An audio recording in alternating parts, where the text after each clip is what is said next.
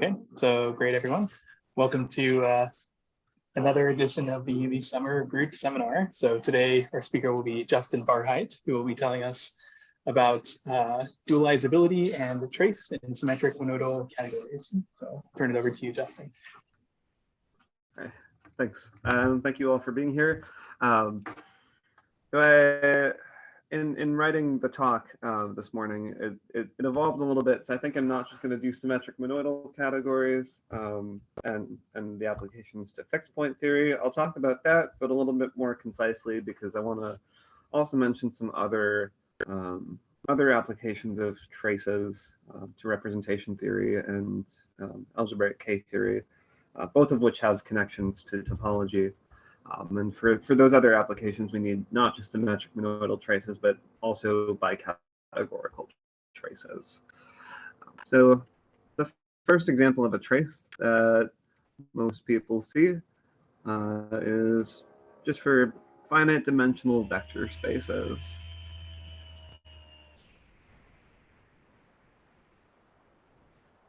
All right, so if F is an endomorphism of a finite dimensional vector space, we can take its trace.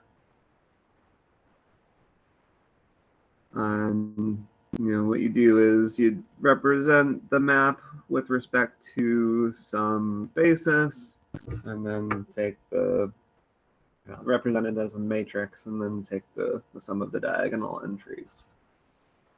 I want to rewrite this a different way that looks a little weird if you've never seen it before, but it's the right way to write this if you want to generalize it in the way that I want to generalize it. So the trace, I'm going to rewrite this as, well, from the space Ham VV, I can map down to the ground field by taking the trace. And then I could also map into Ham VV from the ground field by sending 1 to F. And now this composite is the map that takes 1 to the trace of F. Okay, so that's a little silly maybe, but I'm going to put one more step in there. Okay, so instead of going to F,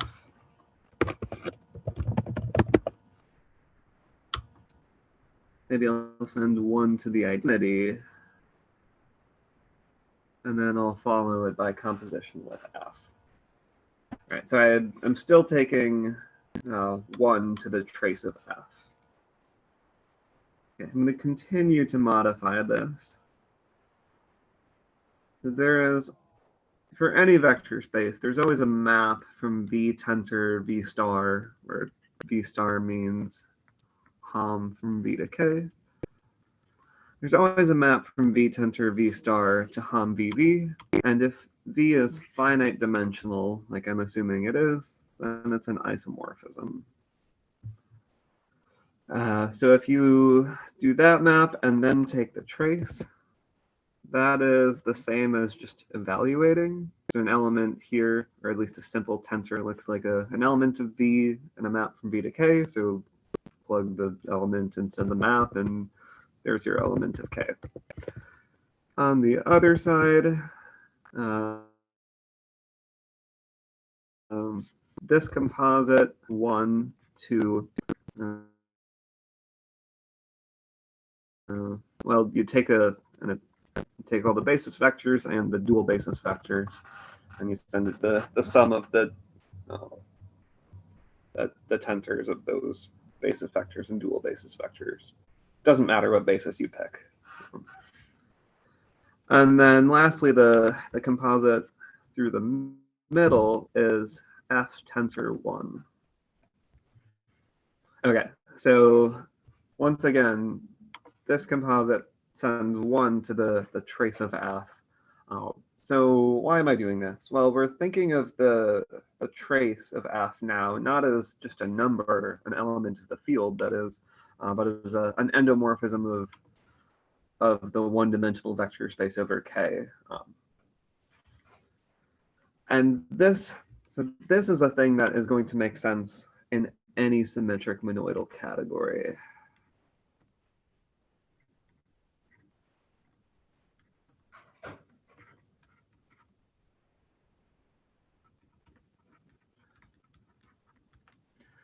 So if I want to generalize this to a symmetric monoidal category, K becomes the monoidal unit. Right, the tensor product of vector spaces gets replaced with the monoidal product of my symmetric monoidal category. And I can take the trace of an endomorphism of any object as long as that object is dualizable. Okay. This is not showing up when I'm trying to write stuff anymore.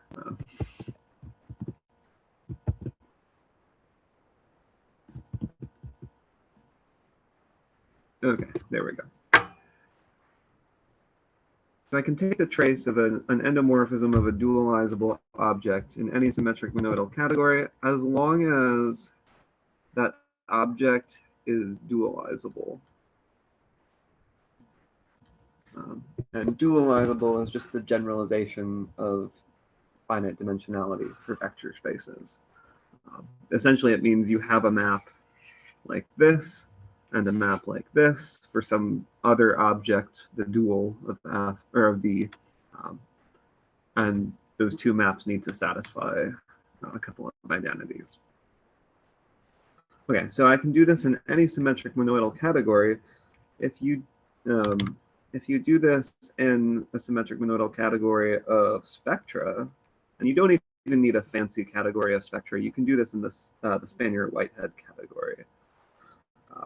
If you do this and you take the trace of the identity map on some compact CW complex, you get its Euler characteristic. Okay, actually, the Euler characteristic -1.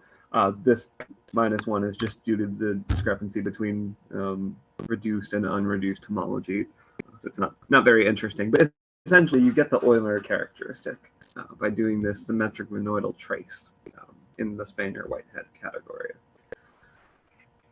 So one of the slogans of traces is that many familiar invariants arise as traces of identity maps.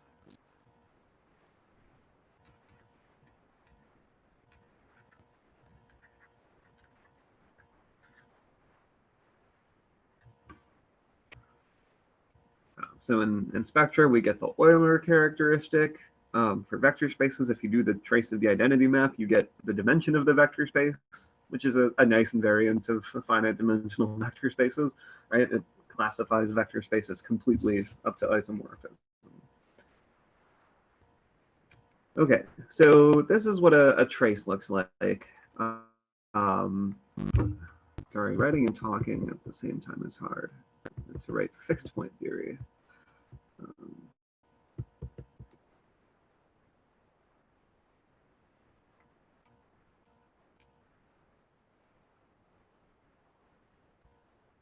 So yeah, I mentioned I wanted to talk about a few applications of traces, and the first one I'll talk about is fixed point theory.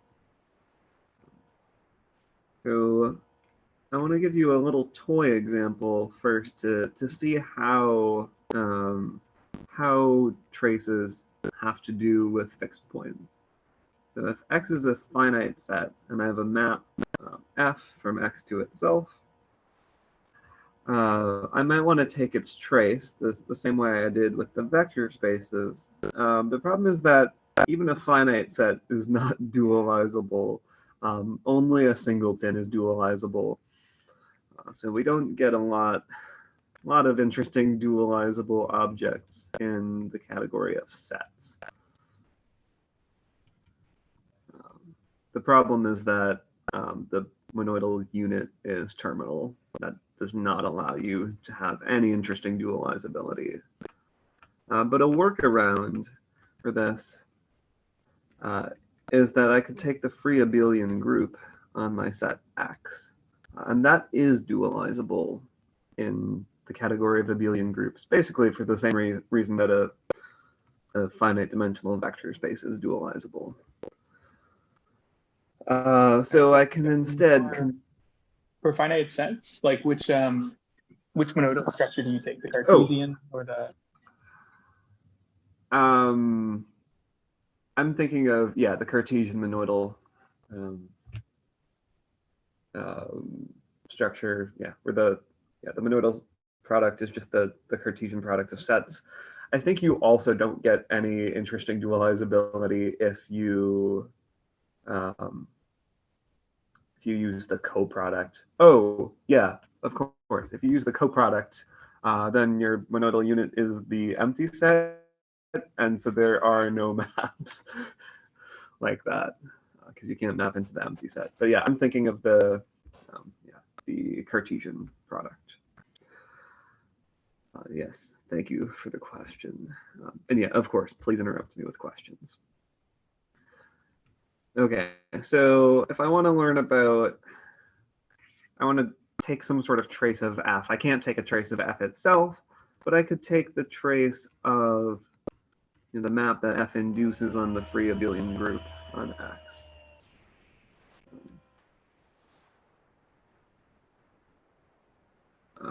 So its trace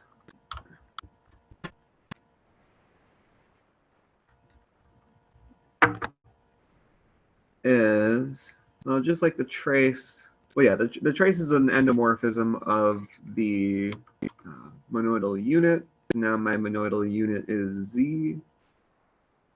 I map to the free abelian group on X, tensored with its dual, which, again, this is just maps to the monoidal unit, which in this case is Z. I do F tensor with, I guess, Z bracket F tensor with identity.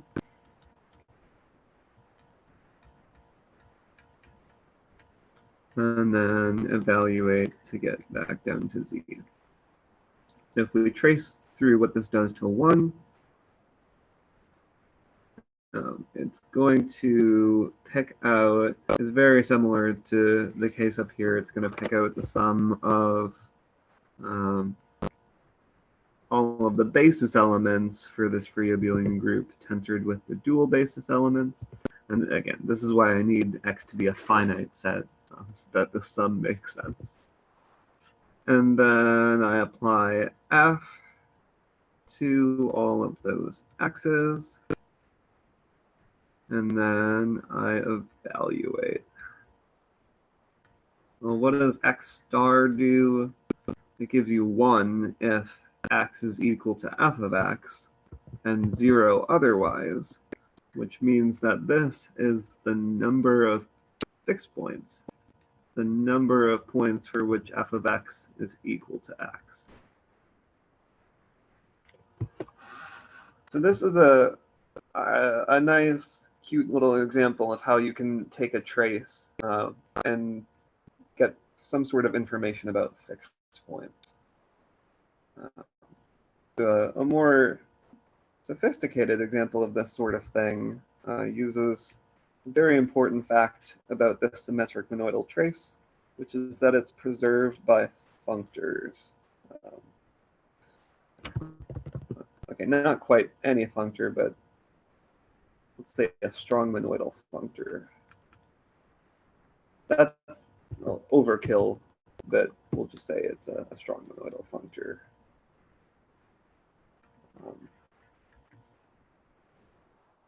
If you take a trace of some map and apply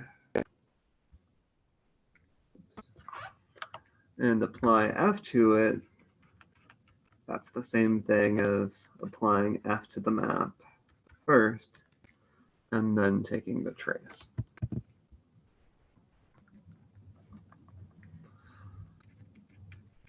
So as an example of this, if you use rational homology as a functor from some homotopy category of spectra, and again, the Spanier-Whitehead category is just fine for this purpose, to graded vector spaces, graded rational vector spaces. This immediately implies the Lefschetz fixed point theorem. Actually, a stronger version of the Lefschetz theorem called the Lefschetz-Hopf theorem. If you do a trace over here, when I told you that for the identity map, you get essentially the Euler characteristic. If you take the trace of a more general map, you get the Lefschetz number of that map, which tells you about its fixed points. In particular, it's 0 if there are no fixed points. Whereas if you do the trace over here, we're looking at okay, I'll just say what the Lefschetz-Hopf theorem is. As the Lefschetz number of the map is equal to the alternating sum of the traces of the maps induced on the rational homology.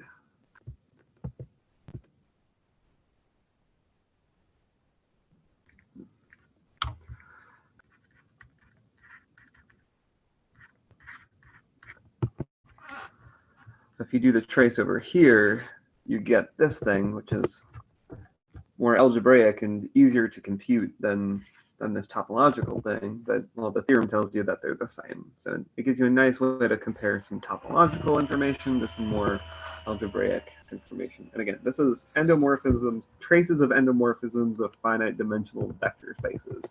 That's a nice thing that we can get our hands on. So I guess, yeah, to sum up so far, there's a way to make sense of traces in any symmetric monoidal category. It has some nice examples that recover things like dimension of the vector space or the Euler characteristic. And this trace has really nice properties, like being preserved by functors. And that implies, in particular, the Lefschetz fixed point theorem, which is pretty cool. So Kate Ponto, my advisor, generalized the symmetric monoidal trace to bicategories. And the motivation for doing this was to generalize other fixed point invariants. In particular, the Reidemeister trace.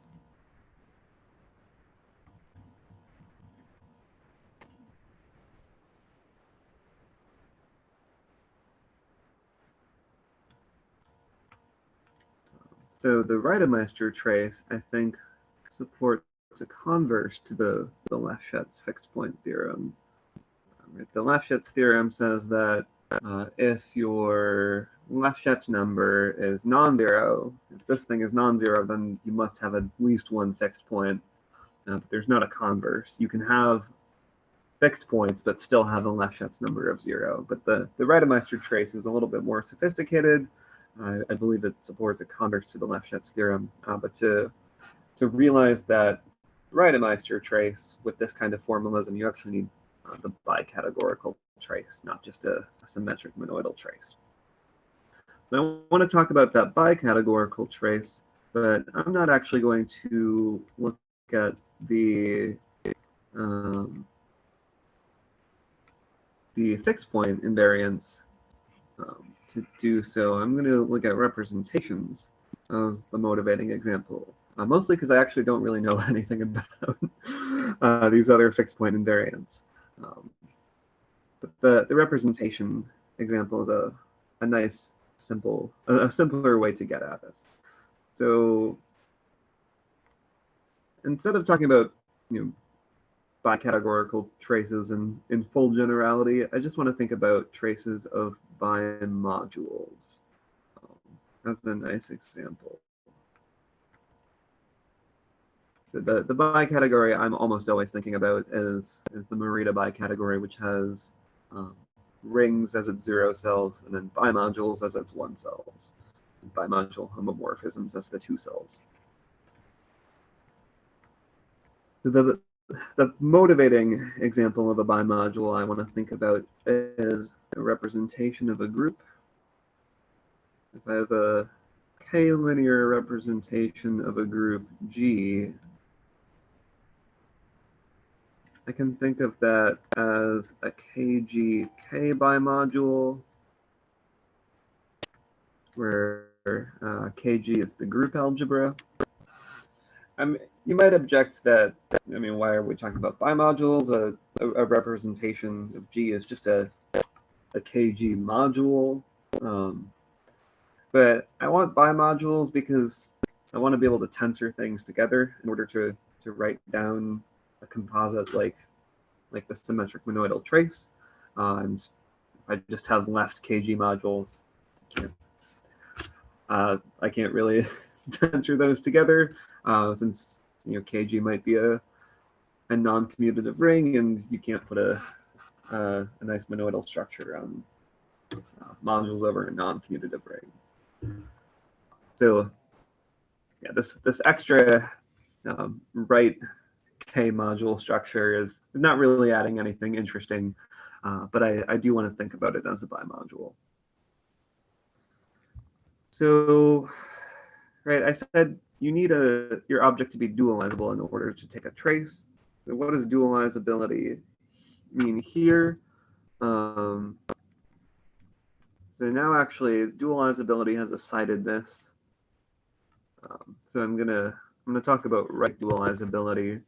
That means dualizability over just the field, not over the group algebra.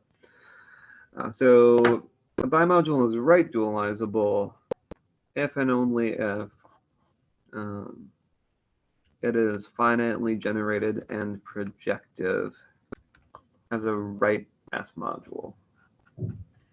So in the case of the representation, I'm asking for it to be finitely generated and projective just as a vector space over K, which is to say that it's a finite dimensional representation.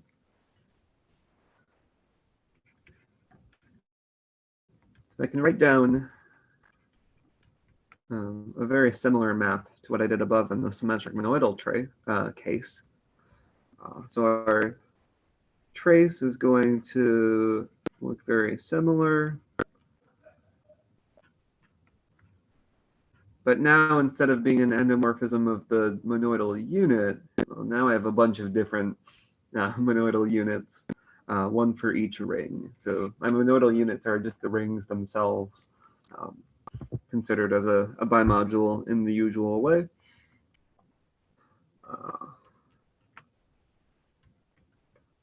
And so the trace of an endomorphism of my RS bimodule is going to be a map from R to S. Okay, well, there's a slight problem, which is that if I'm going from R to S, I'm starting out with RR bimodules and ending up with SS bimodules. But this really is the right thing to do, because this is the order that makes sense to get an evaluation map.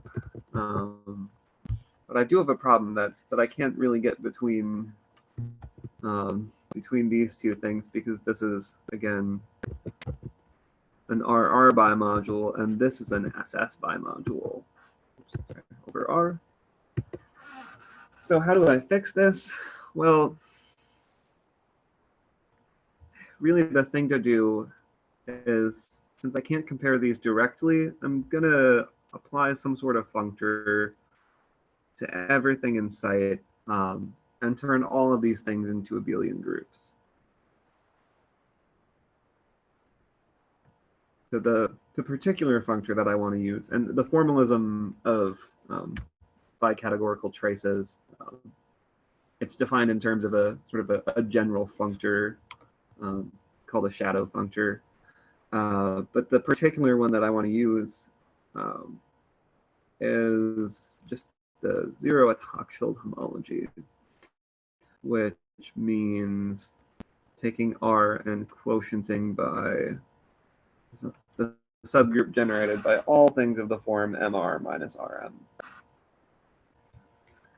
So if I do that, well, this has a really nice property that if you tensor two things together in different orders and then apply it as zeroth Hochschild homology, the results are isomorphic as abelian groups.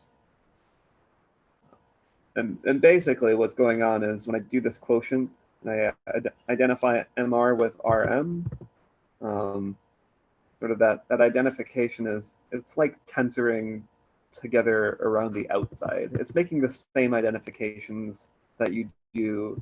Like I would identify MS with SM to, sorry, that didn't quite make sense. I would identify MS tensor M star with M tensor SM star to form this tensor product over S. So I think of this Hochschild homology as kind of like a circular tensor product. So it completes the circle. And it doesn't matter what order you do that in, you get the same thing both ways. Okay, so I can write down a trace for an endomorphism of a bimodule over possibly non-commutative rings. Just the concession I have to make is that now I'm not actually landing in the ring itself. I'm landing in some quotient of the ring. So this is the Hattori-Stallings trace that we've just written down for bimodules. But again, it's an example of a notion of a trace in a bicategory with a shadow. What that shadow is the thing that generalizes this Hochschild homology.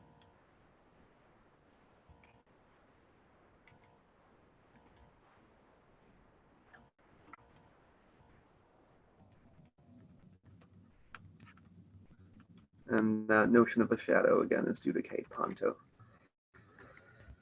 Okay, so what if I take my bimodule to be a KGK bimodule, which is finally generated as a K module, or a K vector space. So I'm looking at a representation of G. I'm going to take a trace of the identity map on V. I'm going to call this chi of V. In general, we call traces of identity maps Euler characteristics. And this is a really good name for it because we saw that, in the case of spectra, we actually got the Euler characteristic. And so what am I going to get for the trace of the identity map on this representation? Well, it's going to be a map from HH0 of KG to HH0 of K. Let's not bother thinking about exactly how we figure out what it does, but let's think about at least what the source and target are. Well, K is a field. It's commutative in particular, and so it's zeroth Hochschild homology. I mean, I'm quotienting by 0 because MR is already equal to RM. So this is just the field itself. Over here, if I do this quotient to try to force things to commute, well, essentially I'm asking for GH to be equal to HG for all pairs of group elements G and H. That's the same thing as identifying conjugate group elements. So what I end up with is a vector space on the conjugacy classes of G. So my trace is going to be on a linear map from from this vector space to K, which is the same thing as just a function from the conjugacy classes of G to K, you may have seen something of that form before. What it does is it sends the class of G to the trace, just in the ordinary linear algebra sense, of the action of G on that vector space. And this map is the character of the representation. So really quick, we have a question in chat about just what is the name of this, the previous trace that involved a half-filled homology? This, you mean? I think so, yeah. Okay, yeah, this is Hattori Stallings. Rewrite that a little more nicely. So this goes back to the 1960s, I believe. The Hattori Stallings trace was defined for bimodules over non-commutative rings, or not necessarily commutative rings. So yeah, we can get the character of a group representation by doing a trace of an identity map. This is really cool. First of all, let me just point out, this is another reason why chi is a good name for traces of identity maps, because chi is usually the letter that we use for a character of a group representation. But this is another example of our slogan that familiar invariants arise as traces of identity maps. So far, we've seen the Euler characteristic, and the dimension of a vector space, and now we've seen the character of a representation, which at least I think over a field of characteristic 0, I'm not sure, let me just say over the complex numbers at least, the character determines the representation up to isomorphism. So again, we're seeing interesting invariants arising as traces of identity maps in different contexts. So in the first application of traces to fixed point theory, I told you about a very useful general fact about traces, which is that they're preserved by nice enough functors. I'm going to tell you now about another useful fact about traces that holds in extreme generality, which is that trace is multiplicative.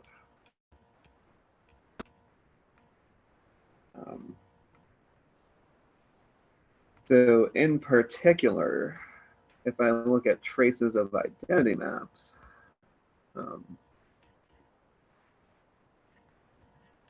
which I'm again notating as chi, trace of the identity map on this thing. The trace of the identity map on a tensor product is the composite of the Euler characteristics of the traces of the identity maps on those two objects. So as an example, using representations, if I have a subgroup of a group, and let's say V is an H representation, I can induce it up to a G representation.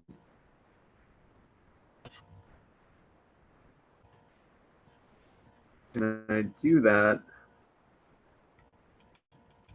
by tensoring with Kg over Kh. So V is a Kh K bimodule, Kg I can regard as a Kg Kh bimodule. I tensor them together, and now I have a Kg K bimodule, which is a G representation. So traces or characters are traces of identity maps. I know something about traces of identity maps on tensor products. And so what this tells me is that if I want to know about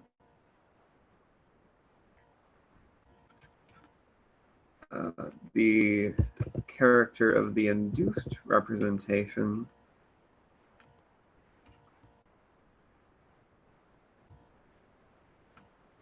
I can break it into pieces. So I get it from the character of the original representation by composing with the character of kg as a right kh module. And if you work out what this thing does, it's not too hard to see that this recovers the classical formula for the character of an induced representation.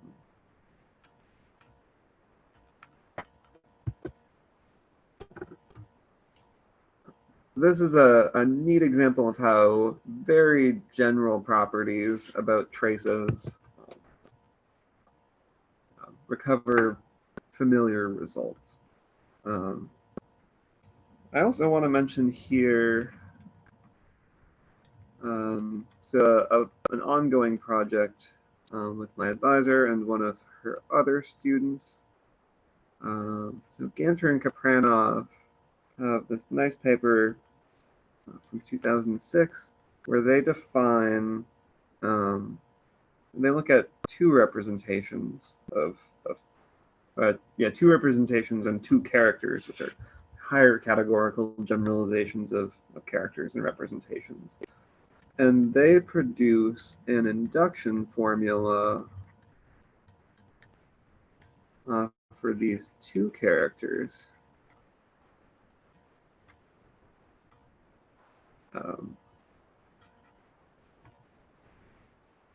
And this induction formula really strongly resembles the induction formula for the generalized characters of Hopkins, Kuhn, and Ravenel.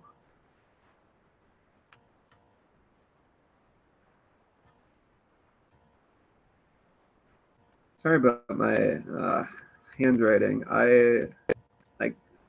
I think you're all probably seeing the same thing that I'm seeing, or like I cannot actually see what I'm writing as I'm writing it. It's just showing up a few seconds later. So yeah, this ongoing project, we were trying to understand this induction formula for these two characters through the same kind of formalism that these bicategorical traces are multiplicative. Okay, I'm going to talk about the third and final application of traces. So this is maybe a good point to pause for questions.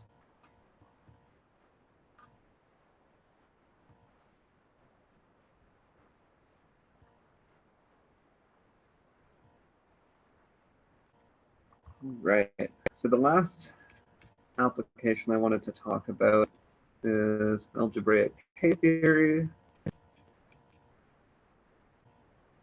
And I don't have time to say a lot about it, which is good because I don't know a lot about it. But let me tell you just the basics. If I have a ring R, the 0th K group is the group completion of the isomorphism classes of finitely generated projective R modules with the operation of direct sum. So direct sum makes the isomorphism classes of R modules into a monoid, and then we group complete to get K0. And then the next K group, K1 of R, is the infinite general linear group of R abelianized. And there's also a definition of K2 that's been known for a long time. But once they got up to K2, it wasn't really clear how to keep generalizing. But there are some exact sequences relating these lower K groups. So of course it was suspected that there should be higher K groups. But eventually Quillen figured out how to define the rest of the K groups as homotopy groups of some space, a K-theory space. And so what you do is you take that infinite general linear group, you take its classifying space. I want to take homotopy groups. This doesn't quite have the right homotopy groups. Like it's pi1 should give us K1, but pi1 of BGLR is just GLR. But I want the abelianization of that. So I do a thing called a plus construction, which lets me kill off any perfect normal subgroup of pi1 without changing the homology of the space. So I'm going to kill off the commutator subgroup. Now I get the right pi1, and you also get the right pi2. You get, I haven't told you what K2 of R is, but you get the right thing for K2.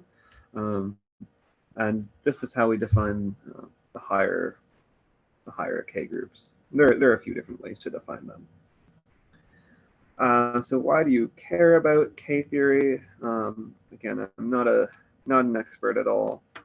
I'm not the right person to ask about this, but one thing I know about, which is really cool, is that there's this deep connection between K theory and number theory in the form of the Van der Waals conjecture, which says that a prime number P does not divide the class number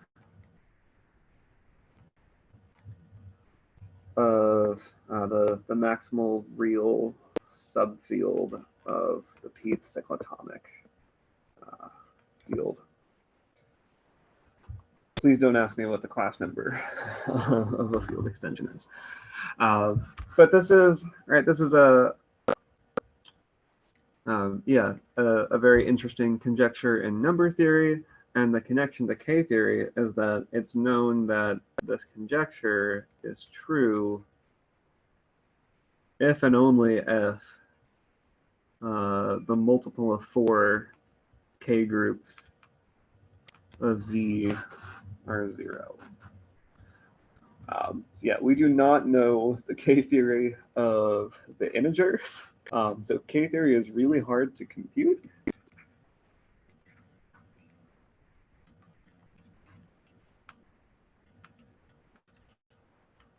But there's this really cool deep connection between K theory and number theory. If someone proved the Van der Waals conjecture, we would know the K theory of the integers. Or if we could compute the K theory of the integers, then we would get this result in number theory. So because K theory is so hard to compute, what we often do is try to approximate it with easier things.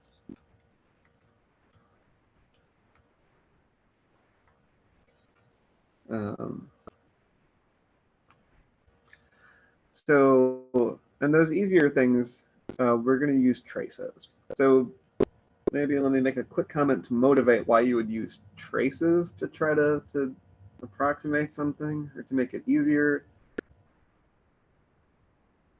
And I mean, that's also the sort of the philosophy of character theory. Group theory is hard. Groups are hard to understand. And so in representation theory, we look at how they act on vector spaces, because linear algebra is a little easier than group theory. We understand linear algebra pretty well. So we try to turn group theory into representation theory. But even a representation of a group can be a lot of information to manage. That can still be a difficult thing to study. So when we do it, we take a character, we throw away most of the data of the representation and just retain just a little bit of information, just the traces of the action of the group of elements on that vector space. But even though we've thrown away most of the information of the representation, we've retained enough to actually say a lot of interesting things about the representation. But that's the philosophy. That's the same thing that's happening here. K-theory is really hard, but if we can do some sort of trace thing, we can maybe approximate K-theory with something that's easier to study and learn something about the K-theory that way. So this is called the Dennis trace. It goes from the K-theory of a ring to Hochschild homology of the ring. And this is just a generalization of that HH0 that I told you about earlier. This is the Dennis trace. Or actually a more refined version of this Hochschild homology, a topological Hochschild homology is a little bit more useful. Topological. I really struggle to spell this. Topological Dennis trace, which goes from the K-theory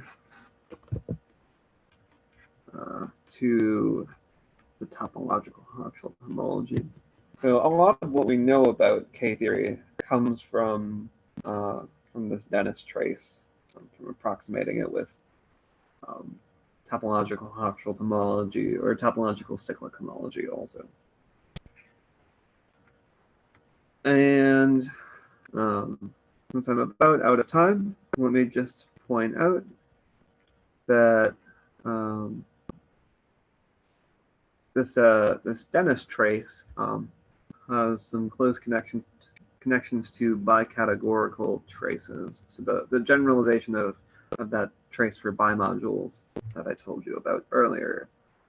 So the connection to the bicategorical traces is detailed in a 2020 paper by Jonathan Campbell, John Lind, Carrie Malkevich,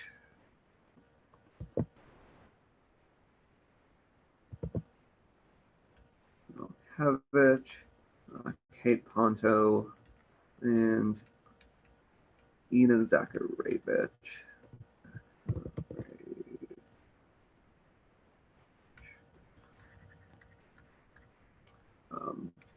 CLMPZ, they called it clamps for short. But that is where the interesting reader can find more about the connection between bicategorical traces and this Dennis trace. I think this is a good place for me to stop. Great. So let's thank the speaker for a wonderful talk. Feel free to unmute and clap or use your clap emoji.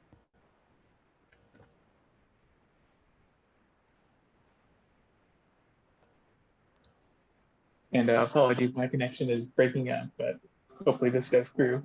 Does anyone have any questions for the speaker?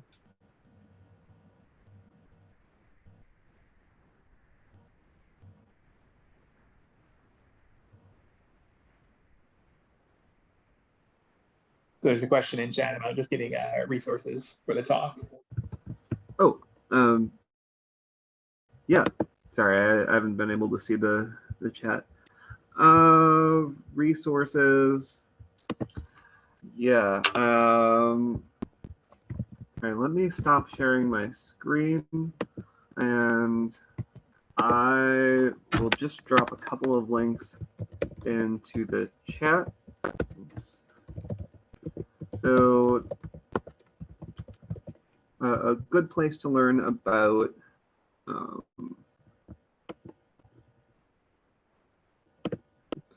right, trying to get this in the chat.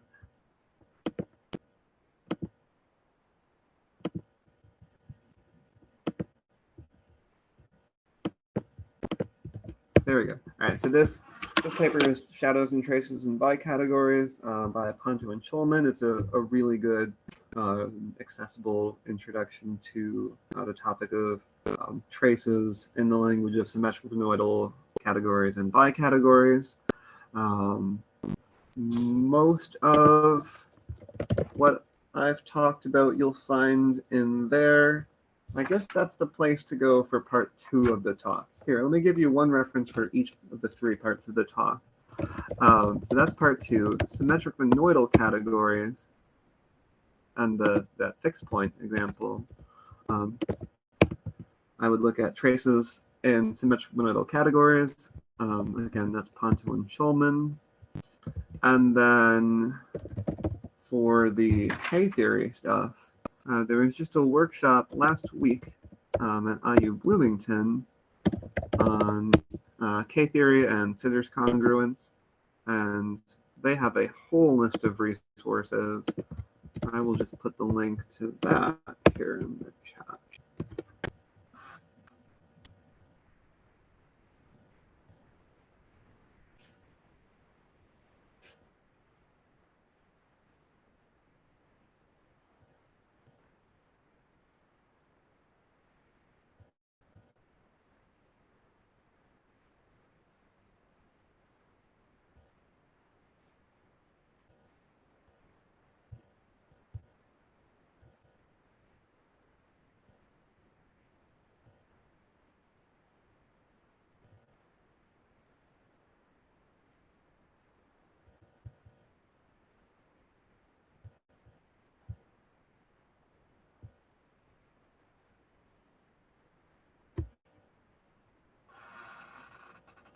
Okay, apologies, my connection dropped, but does anyone have any other questions or?